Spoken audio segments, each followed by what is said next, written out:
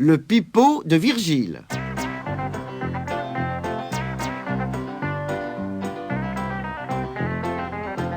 Un jour, Virgile, le vieux chasseur, entra dans l'unique magasin du village en criant bien fort qu'il était le plus malin de tous les chasseurs du pays. « Vous allez voir, j'ai trouvé le moyen d'attraper à coup sûr tous les animaux de la montagne, dit-il en gesticulant. Quand je reviendrai, vous voudrez tous m'offrir à boire, me féliciter et vous faire photographier avec moi et mes prises. » « Aurais-tu un nouveau fusil ?» demanda quelqu'un. « Mais non, c'est bien plus simple, dit-il. J'ai juste pris un morceau de bois et je m'y suis taillé un pipeau avec mon canif. » Tout le monde se mit à se moquer de lui en l'imaginant seul dans la montagne jouant du pipeau aux animaux sauvages.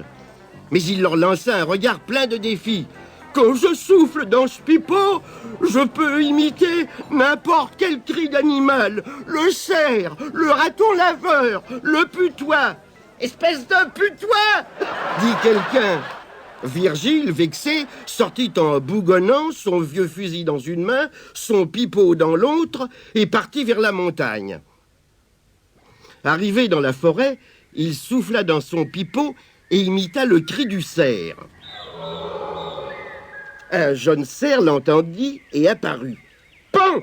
Virgile tira, mais il le manqua. Il n'était pas un bon tireur et, comble de malchance, son fusil s'était enrayé.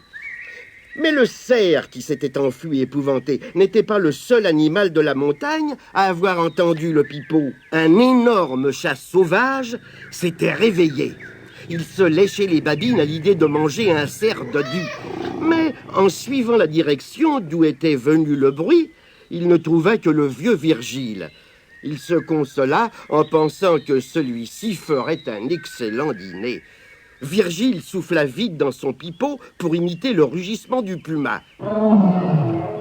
Le chat sauvage eut tellement peur qu'il détala aussi vite que si un vrai puma l'avait poursuivi.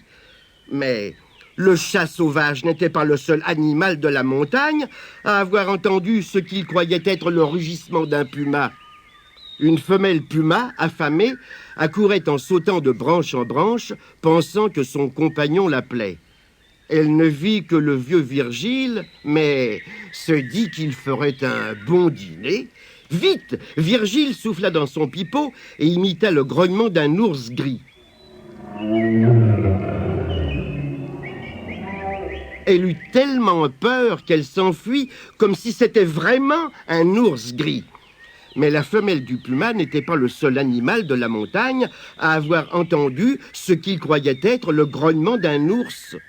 Un grand ours gris solitaire cherchait à rencontrer une ours qui lui tiendrait compagnie. Il descendit de la montagne vers l'endroit d'où venait le grognement, mais il ne trouva que Virgile qui réparait son fusil. L'ours oublia sa compagne et il sourit de tous ses crocs. Il s'approcha pour le dévorer. À cet instant, le vieux fusil de Virgile se débloqua. Un coup partit en l'air et l'ours gris effrayé s'enfuit. Virgile redescendit au village, sain et sauf, mais il ne se vanta auprès de personne de sa chasse.